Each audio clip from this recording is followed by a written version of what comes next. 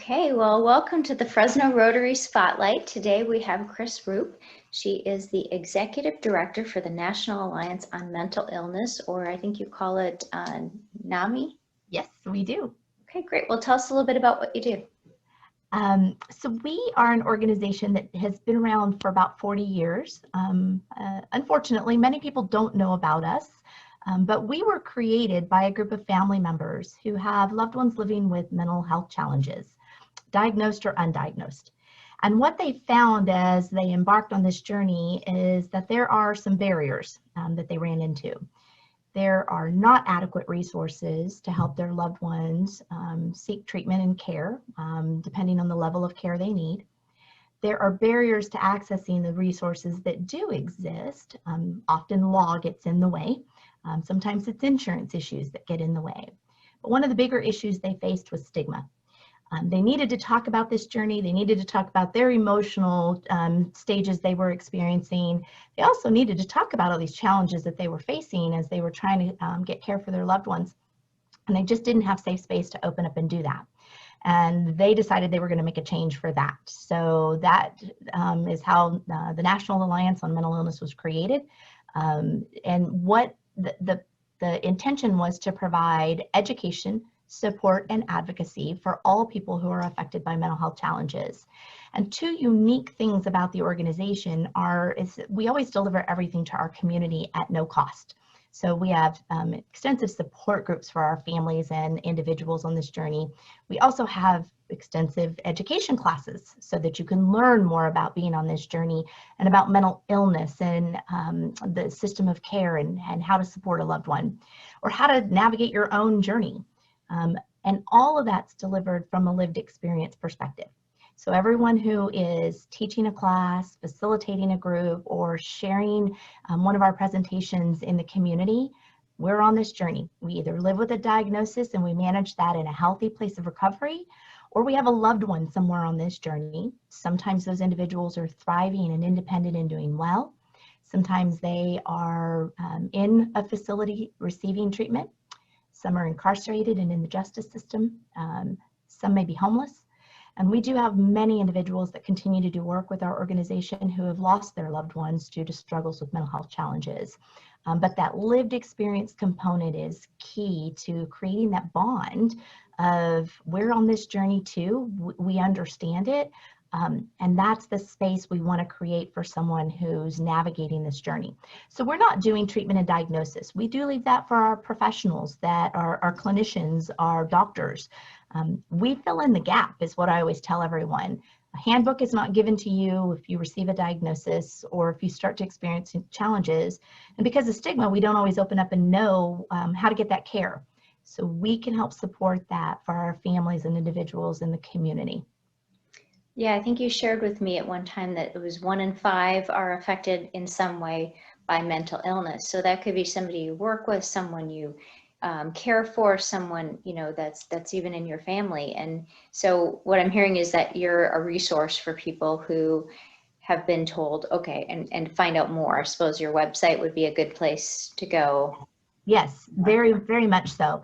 And the 1 in 5 statistic was pre-pandemic. That number is changing. We are seeing an increase in depression diagnoses. We're seeing an increase in anxiety diagnosis. And I think it's fair to say, we think clearly, our emotions are balanced, so we handle change well and in reasonable amounts of time. And our behavior is in alignment with who we really are.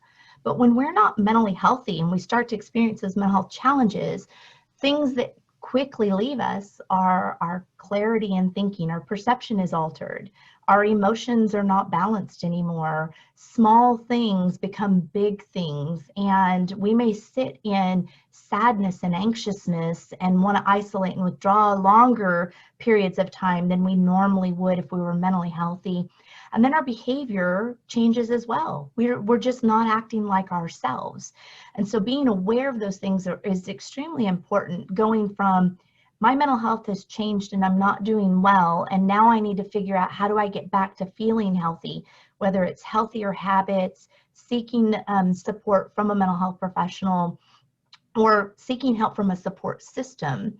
Or are these symptoms now going to impact my ability to complete my daily activities, and they're lasting longer than a shorter period of time? So we do look at the duration of how long we're feeling the change in symptoms and how are they impacting our daily life and our relationships with others.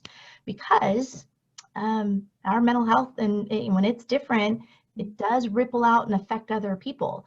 And the statistic, rather than it being 20% of people experiencing mental health challenges, we're seeing that number double. We're seeing it being around 40%. We're seeing those reports coming out from the data that's being collected, and that impacts adults and youth. Our youth, it frightens us because they're so young and their brains are still developing, and do they have good, healthy coping? And those are the kinds of conversations we start to have with the community and family members. Do you recognize the signs of change? How can you support someone? And so really it's doing our best to stay on the front end of that with education, awareness, prevention work, so that when we see someone, or we may be struggling, we do know what that looks like and what are the next steps to help someone get connected to the resources they need to start working on how to feel better. Yeah, I think we have all of us need to learn more, because we all want to help each other. How best so that we can survive and during this pandemic, as well as afterwards too. I mean, there are people that are thriving and there's people that are just barely surviving. So exactly. Yeah, and you serve on some other boards as well? I do. I have a passion for children's early education and child care. So I serve on the board with Central Valley Children's Services Network. I also am a juvenile justice commissioner with the Juvenile Hall, Fresno County campus here. I've been doing that for a few years. In addition to that, I do a lot of work with law enforcement and supporting their mental health crisis training. And so I am also a board member with the California Crisis Intervention Training Association. And I am committed to, our organization relies on volunteer time and dedication. And I always have an interest in giving back to my community as well, especially when it can help our children and support our law enforcement community as well. Well, thank you for serving in so many different ways and helping out our community. So, thanks. And now you've been in the club just under a year, almost a year now, and Syrup Trojan was your sponsor. So welcome to Fresno Rotary. I hope you're enjoying our Monday Zooms. And yes. You have some special interests too. You've got quite a photography, and I know with these fires happening too. I do. And in addition to Syrup being my sponsor, a previous spotlight that was done with Tara Kuipers and Jeremy Ward with the Fresno Unified CTE and college and career readiness programs. Conversation started with them and the interest really started, and then Syrup and I were talking one day and he said, you should really consider joining the Fresno Rotary group. I think it would be a great opportunity for you. So my work with the Fresno Unified CTE programs really, you can see the connection for all of it. And so I look at how do I take a break from a lot of the work that we do. I love to serve, but every once in a while I need my own time, and my own time is photography. I love to be on the backside of the camera and capturing things. And one of the things I'm truly fascinated with is fire. Some people tease me about it, but I have always loved the beauty of it. I've admired the power behind it.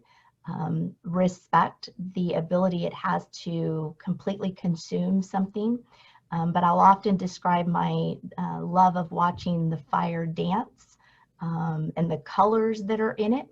But it is really, as I watch it, it really changed my perspective for the power it has, not only in nature itself, but how can it affect other people. While I'm fascinated with the beauty of it, I know there's also a component of it that can shift someone's emotions so deeply because of its power and the things that it can take away from someone. And we're seeing that so close to home these days. And we see it every day with structure fires and brush fires. But to see it at the magnitude it has, and to know the personal connections that we have, that I have, to those that have been impacted by the Creek Fire, just really just kind of at times leave me in awe. Yeah, well, it's fall now too, so it's, you know, you anticipate more rain coming, and hopefully we can have those campfires and get our fireplaces going again too. And I love that enjoyable winter feel. So Yeah. thank you so much for joining me Well, for a quick few minutes and getting to thank know you. you a little better. Thank you for having me.